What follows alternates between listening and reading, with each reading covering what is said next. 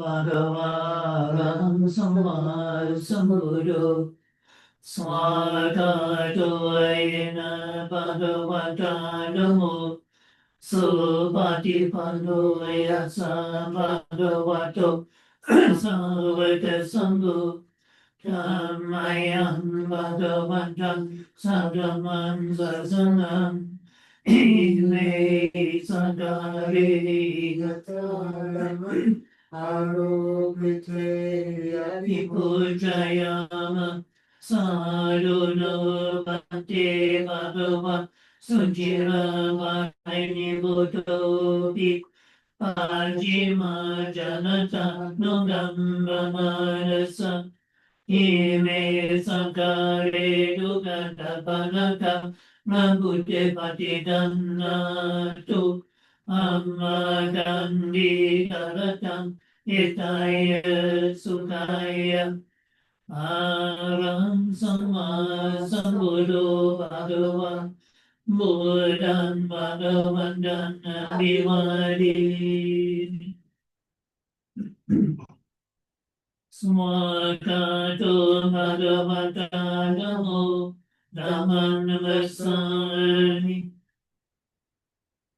Supatipanno Bhagavato Savaka Sangho Sangham Namami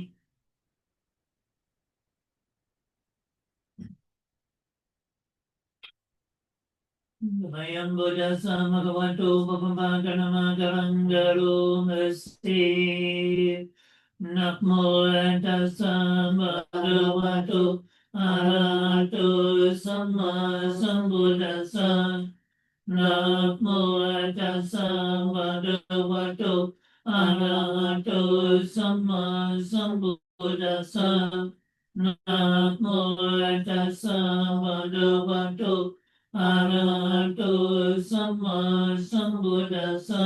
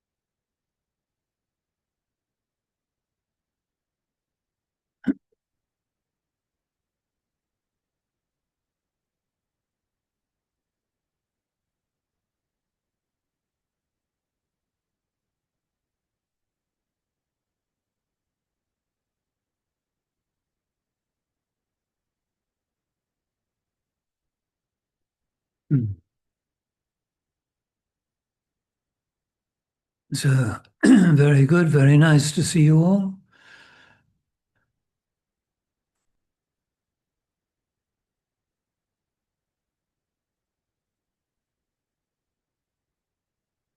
Not too many people here tonight, as you might guess, but there are two brave people here.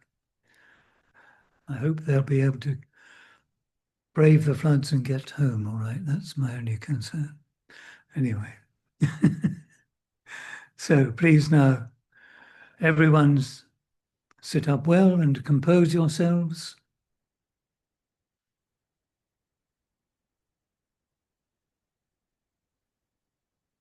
And you close your eyes and you leave everything you've been doing and thinking and worrying about behind.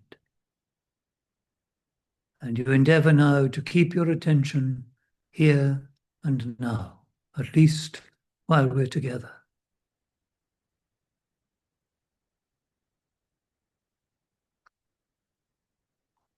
And we'll commence by bringing to mind the Buddha, our great teacher and example, recollecting his perfect mind, that mind that was absolutely clear of any kind of corruption or defilement, and even far away, far distant from anything of that kind.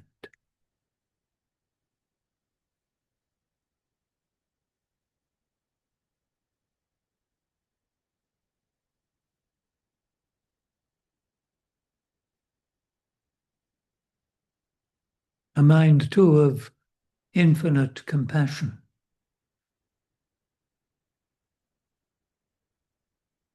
A truly great and wonderful being, perfect in knowledge and conduct.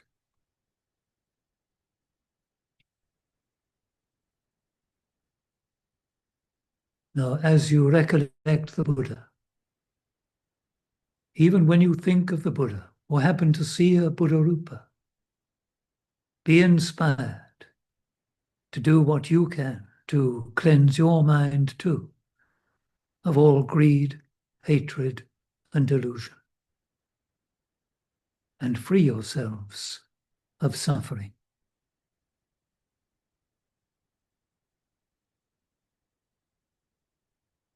And regard this as doing yourselves an enormous favor, a great kindness,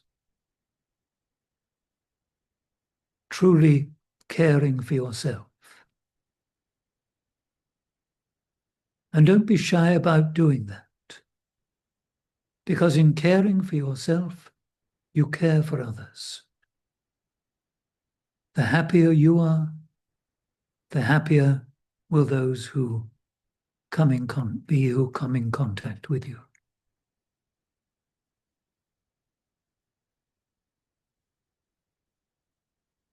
So be kind to yourself now and caring of yourself. And of course, appreciate your good qualities, rejoice in your merits,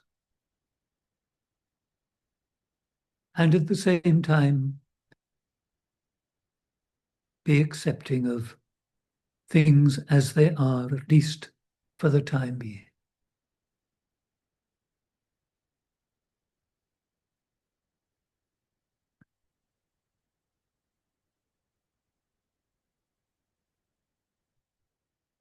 And of course, be kind and caring of others. Appreciate their good qualities and accept them too.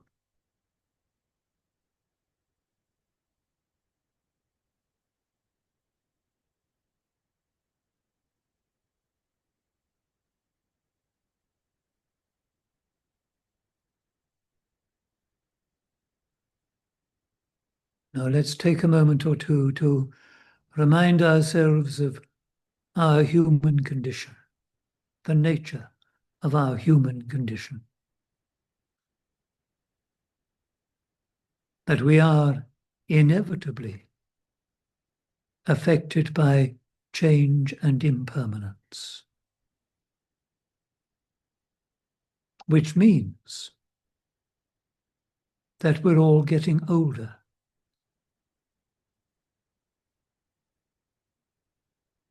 And it doesn't stop. We keep on getting older.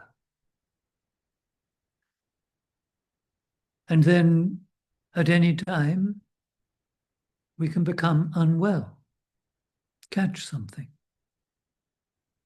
go wrong inside us somewhere, meet with an accident. It's a precarious business life.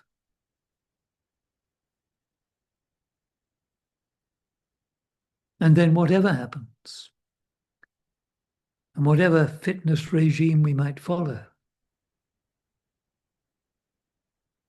we're all going to die. Sooner or later, it's going to happen to all of us, and to all our friends, relatives, everyone who are close to you, and all those you don't like as well. Everyone.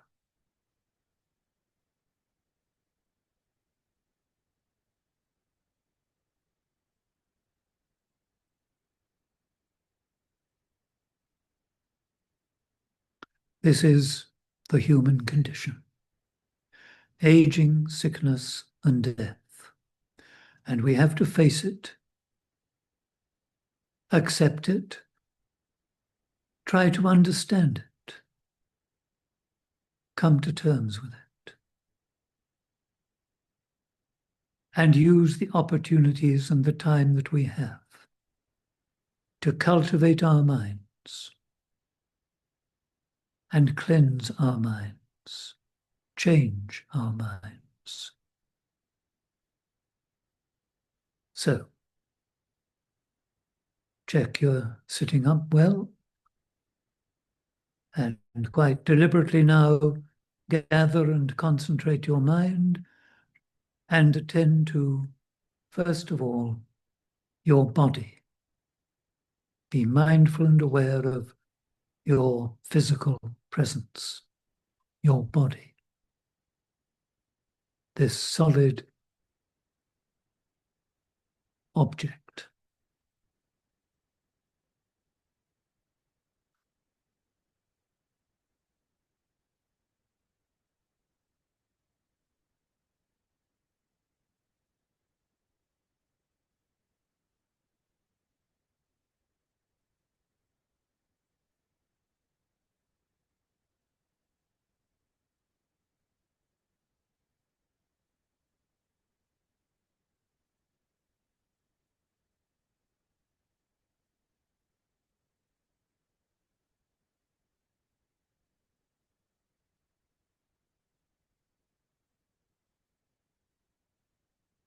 And notice that still as you might be, there is that movement of breathing. Be aware now of the sensation of your breathing in and breathing out.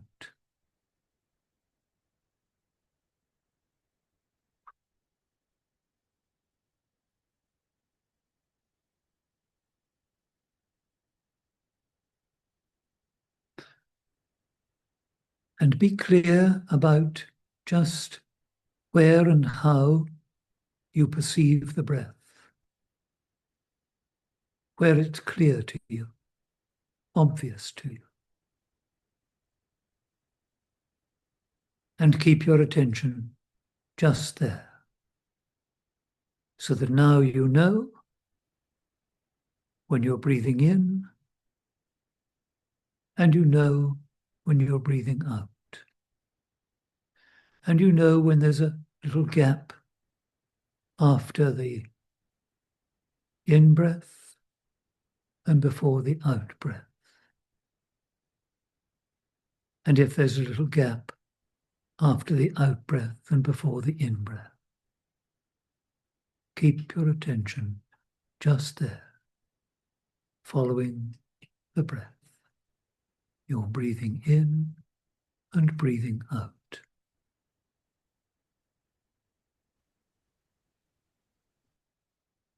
Just remember now, when your concentration gets interrupted by anything, by any thought or feeling or memory or sound or ache or pain or anything at all, just acknowledge it. Just as soon as you're aware, as soon as you know what's happened, look at it. Look it straight in the eye. Watch it. Let it go. Find the breath again. Concentrate again. And if 5 minutes later your mind's off somewhere again, as soon as you know, the same procedure.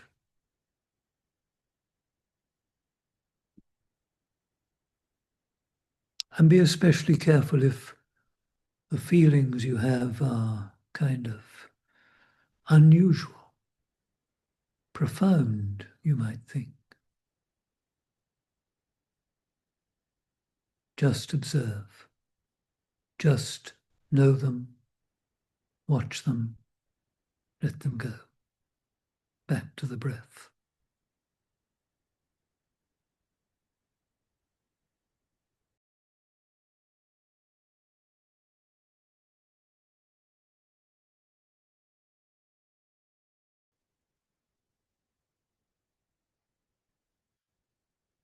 So please, everyone, keep your posture, keep your sitting just as you have been, silent and still, and alert. And in the next few minutes, while I'm talking, change your practice a little so that you're developing, you're cultivating the art of listening, just listening.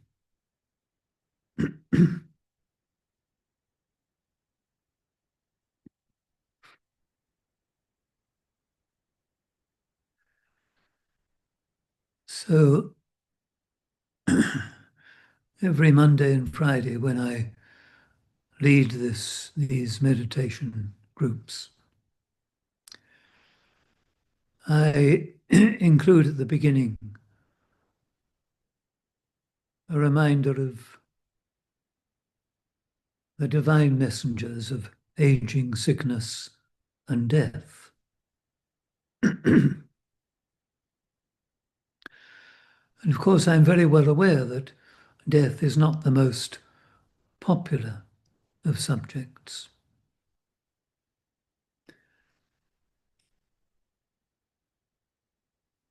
And if I think that we must all be somewhat concerned about death. From time to time, people tell me that they don't fear death. I'm never quite sure whether to believe them or not. Because generally speaking, the unknown is a concern for us. It's something we can't help being worried by.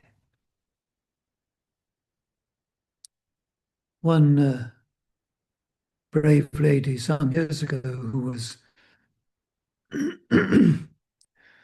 dying and knew that she was dying and knew that she had very little time left. She said she was a bit apprehensive about what was going to happen. I've never forgotten that. Apprehensive. I'm sure you must be, because you don't know. None of us know what's going to happen really and truly in the next 5 minutes. But when it comes to something like death, this is the unknown. We may have read all sorts of stuff about it, and we may believe what we've read or heard, but still, it's the unknown.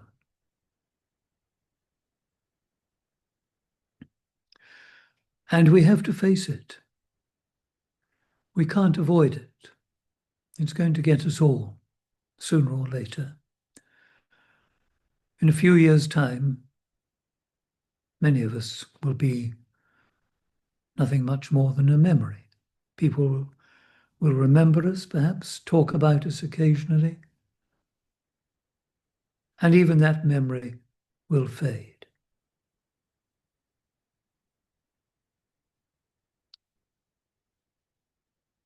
And there's nothing we can do about it.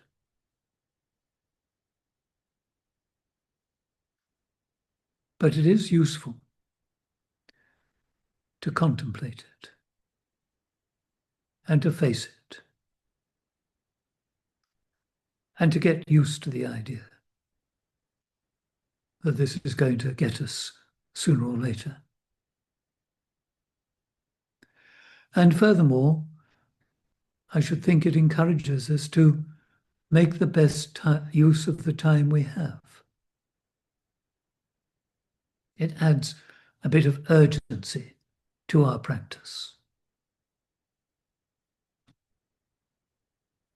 And then, of course, we do have what the Buddha taught, what Buddhism will tell us about death. And that includes rebirth, which some people are quite attracted to, and some people can't believe. Well, we keep on saying that Buddhism is not a belief system. We don't have a dogma that you've all got to follow. The nature of Buddhism is to find out. It's about knowing. It's not about believing. So what do we know? What we know is what we've experienced, what we've been conscious of, and what we can remember.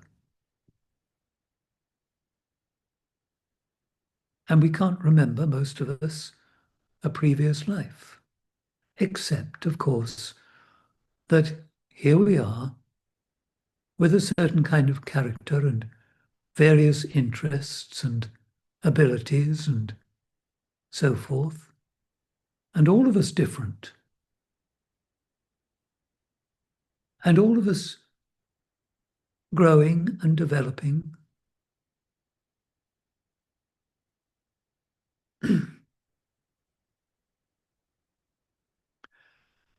And when we watch our lives, when we reflect back on what's happened and how we've been,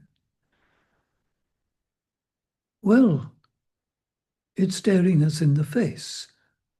There has been an evolution. We've evolved. And that process of evolving has involved rebirth. Now, you've just spent some time concentrating and watching your mind. And when you do that, surely you see that thoughts and feelings and your various experiences are being born, persisting for a while, growing even, and falling away. It's a constant business of birth and death. Buddhism speaks of this life as a realm of birth and death. And there it is in every moment, every thought, feeling, every moment of consciousness. All of it constantly changing, constantly being reborn and dying.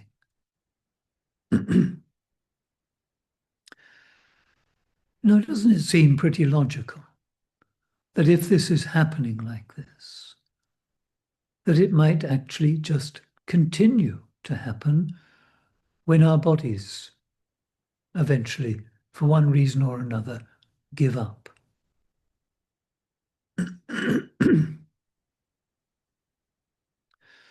It's an area that we can't prove at the moment. But people who've observed people dying and who've died are becoming increasingly aware of, at least it seems to them, that there is some consciousness left after the body has ceased to function. And Buddhism, of course, says that the consciousness doesn't leave the body immediately. It may be some time after, some days after,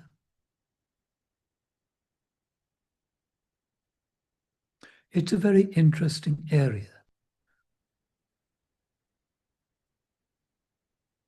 to wonder, when exactly does death take place? Or is there a moment or a time of death? But isn't it rather perhaps more like the passing of one day into another? When exactly is the time of dawn? When exactly does one day end and another one begin? When exactly does one life end and another begin?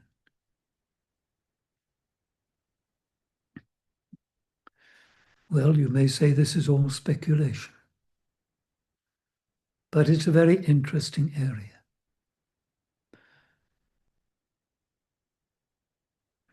And Buddhism does speak about this, that our lives, our life of birth and death, is driven by desire, craving, the desire to be.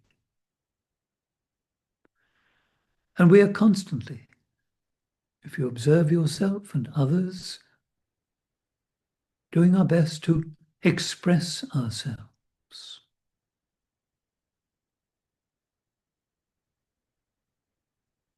Rather like an artist expresses themselves on a canvas or with clay or something, or an instrument even, or through their body. We express ourselves. We're driven by this desire to be. And this incredible attachment to self, to me. And that's encouraged on the whole. Some of us been taught that if you don't have a strong sense of self, you're not going to survive. It's a terrible mistake and brings a lot of pain and difficulty. It's all about desire and attachment, which the Buddha pointed to very clearly as a source of suffering. An ambitious person is not a happy person.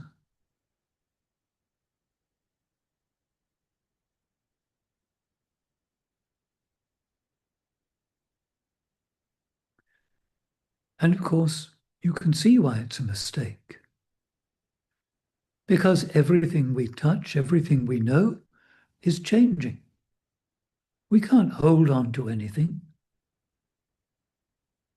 Even ourselves, even what we do and how we express ourselves, it's all constantly changing. We're already different people from the ones who sat together earlier this evening. For all of us, things have changed, perhaps not very radically, but we know that from time to time, radical changes take place all of a sudden. And in fact, of course, change is never stopping.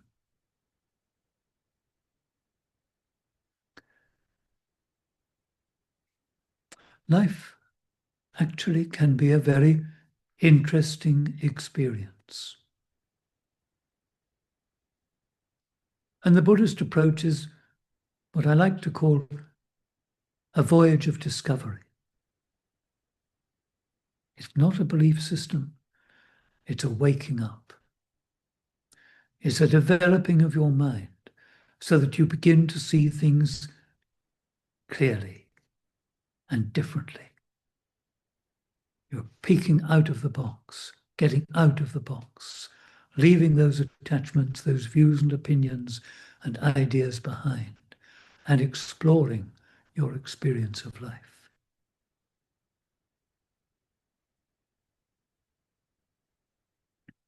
and coming to terms with it all,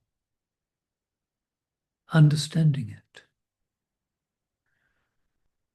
And in doing so, gradually you free yourself from desire and attachment. The more you understand about change, the weaker your desire and attachment becomes. And believe it or not, the happier you feel. You don't have that stress. It begins to fall away. That is the teaching and the promise of Buddhism.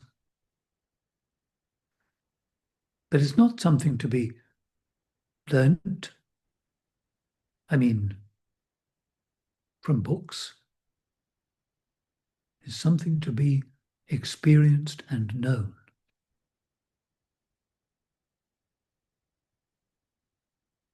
And you do it by working with your mind,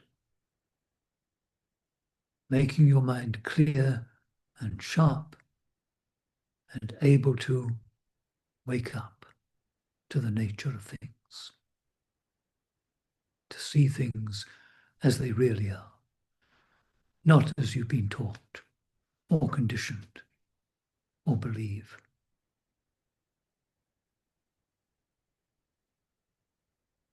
So, that's enough from me for tonight. We'll sit for just another few moments. And in these closing moments, as usual, please bring to mind loving kindness for yourself and for others.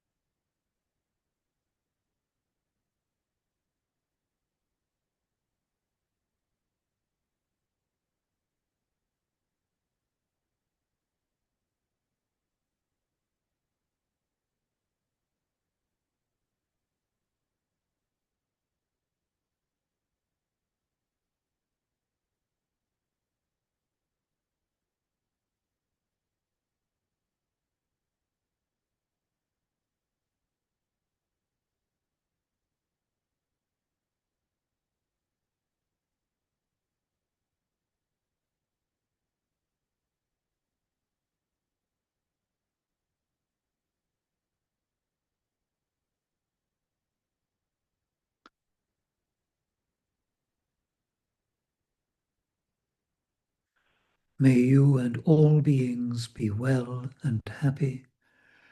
May you and all beings be free from all suffering. May you and all beings realize for yourselves the secure peace of Nibbana.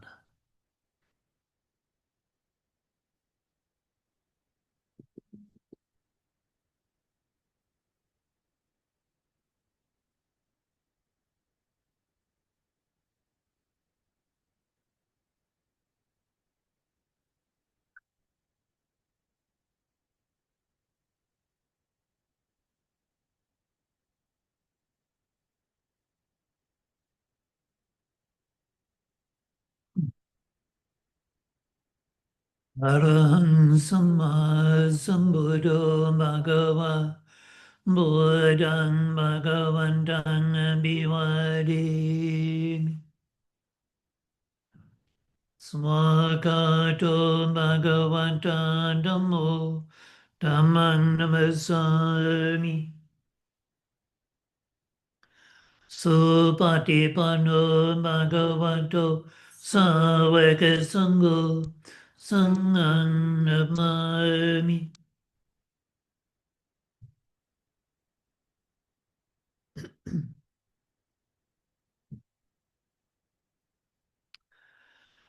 So thank you all very much for coming. Very good to see you all. I hope you have a good weekend and we'll meet again soon. Good night.